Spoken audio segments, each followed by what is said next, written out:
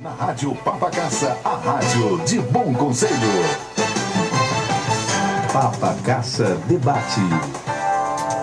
Vamos continuar. Lácio Dória.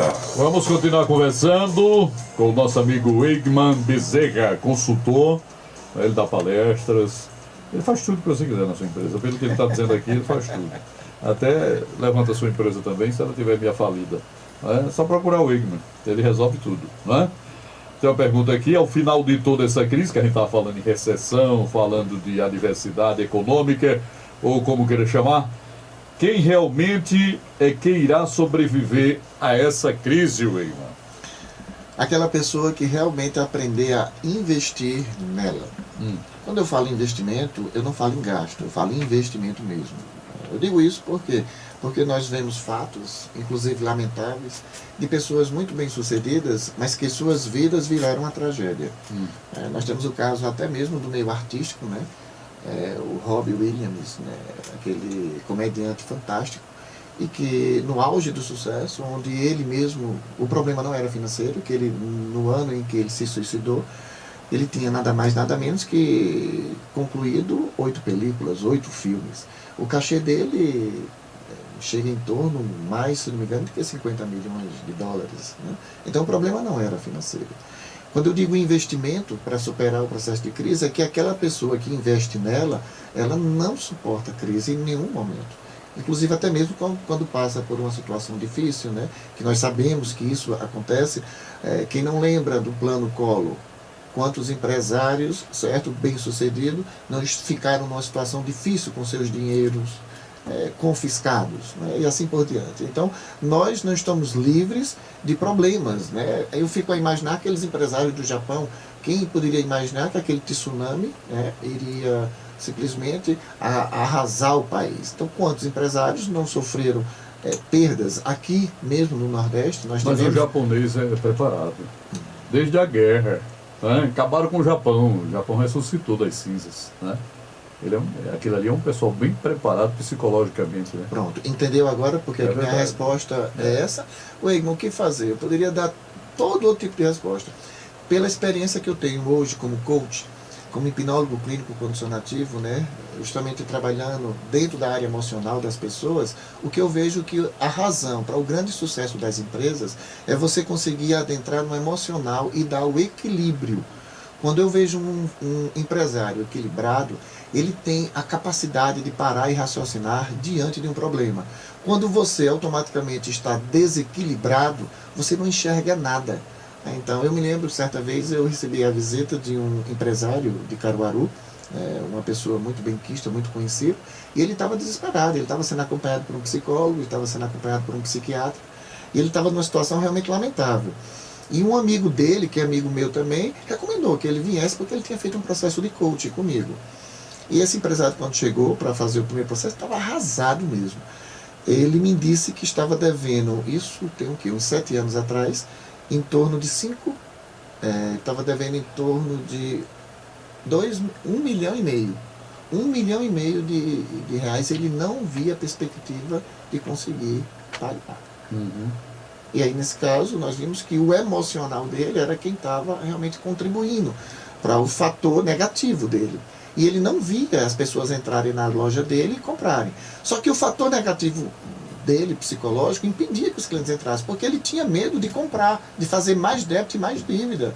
Aquilo que eu acabei de falar ainda agora, certo, né? Certo. E aí, nesse caso, ele mesmo não percebeu que ele estava contribuindo para o próprio incapacidade dele de poder se onerar e realmente reagir. E quando ele começou a fazer o processo de coaching, ele viu que tinha outras possibilidades. Ele viu que tinha como entrar em contato, que ele não estava moralmente se sentindo capaz de entrar em contato com os fornecedores dele.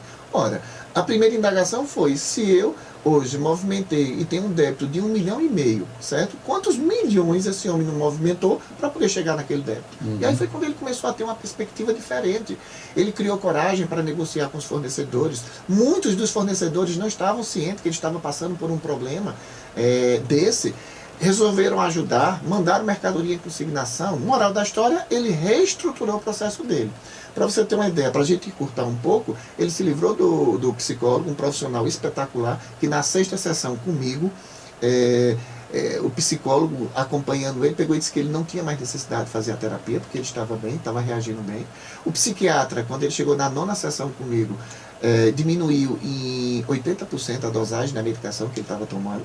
Né? E na 10ª sessão, quando nós finalmente fomos sentar, quando eu falo em 10 sessões, foram 10 semanas. E fomos fazer os cálculos para saber quanto ele estava devendo. Esse homem, na verdade, estava devendo só R$750 mil em 10 semanas.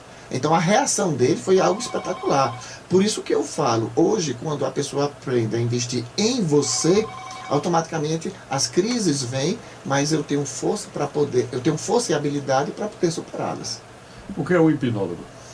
O hipnólogo, que precisa ser também desmistificado, né? Muitas pessoas têm até medo quando falam, mas você faz hipnose clínica, mas veja, a hipnose clínica hoje é algo muito sério, é algo que entra no campo da terapia e auxilia as pessoas justamente em tratamentos como depressão, como insônia, como síndrome do pânico, né? Como dores físicas que têm causas psicológicas e assim por diante. Então o hipnólogo clínico hoje, ele está tendo um reforço muito grande, que inclusive já recebe até o abono de algumas instituições dentro da área médica, né, onde algumas pessoas já atuam. Por exemplo, existe o Fábio Puentes, que ele atua dentro do Hospital das Clínicas em São Paulo.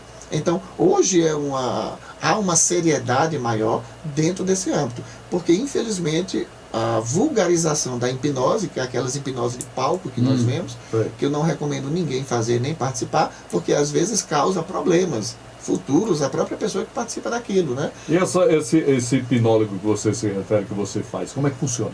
A hipnose clínica é um processo terápico, né? Então precisa fazer uma ficha de anamnese e ver e identificar aquilo que o paciente, naquele momento, ele está realmente querendo receber o tratamento. Para você ter uma ideia, eu recebi uma vez uma empresária que ela tinha um processo de fobia.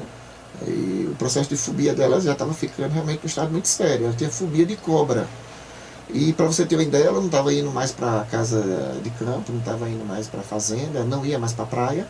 Por quê? Porque na mente dela, esses lugares abertos ficava mais fácil, né? Aparecer o réptil. Pronto. E isso foi o bastante para ela compreender. Na verdade, ela só compreendeu que o estado fóbico dela era muito sério quando ela quase saltou do 14º andar ao estar olhando o seu zap e observou que apareceu uma foto de uma cobra e ela quase pulava. Então já estava fugindo da sanidade. E aí foi quando ela procurou.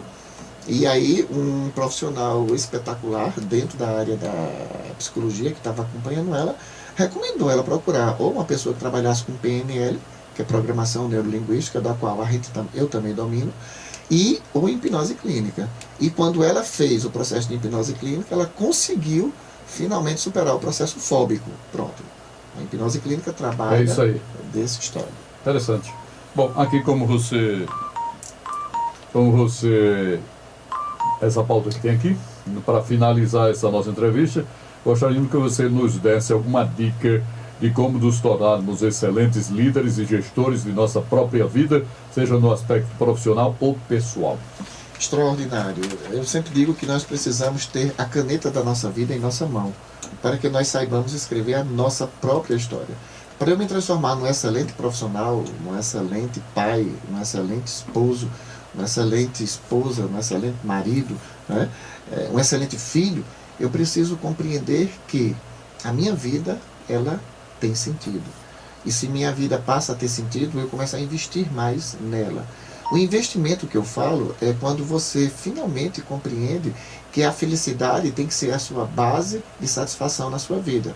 Se você, como empresário, você se sente satisfeito e realizado, você vai ser um homem extremamente feliz e você vai conseguir gerir o seu negócio com a aptidão de prosperar.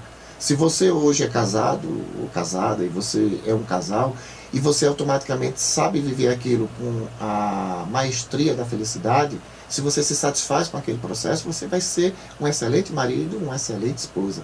E assim como filho, e assim como tudo na vida. Então hoje o grande segredo para eu poder atingir essa maestria é eu aprender a gostar de mim. Isso é importante, né? Porque se você não gosta de você mesmo, acabou, velho. Não dá mais para nada. O Eggman, foi um prazer tê-lo aqui, certo?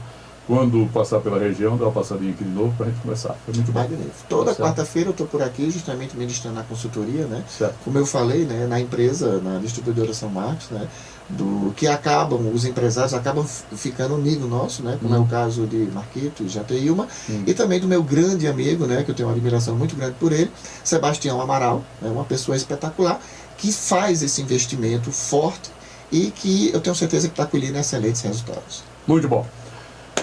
Acabou o programa, minha gente. Amanhã, se Deus quiser, viu? 7 da manhã, eu estou aqui com o Jornal Completo. E depois amanhã todinha com vocês no Show da Manhã. Forte abraço, fiquem com Deus. Eu vou seguindo com Nossa Senhora. Vem aí o Tocando Bola com o Patrick Oliveira. Bom dia, meu povo.